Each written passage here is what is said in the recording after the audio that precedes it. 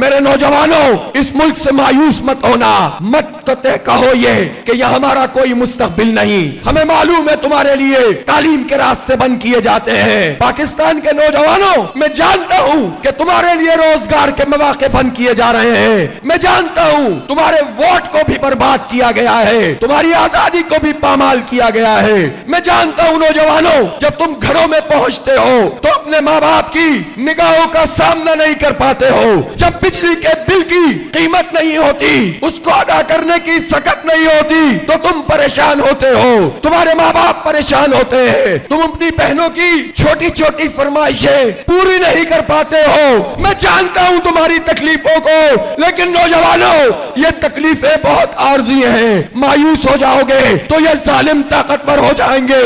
تم امید کا چراغ جلاؤ، یقین سے ہمکنار ہو، ہمارے ہاتھوں میں ہاتھ ڈالو، ہمارے ساتھ مل کر چلو، اس پاکستان کو صحیح معنوں میں ایک آزاد پاکستان بنائیں گے انشاءاللہ۔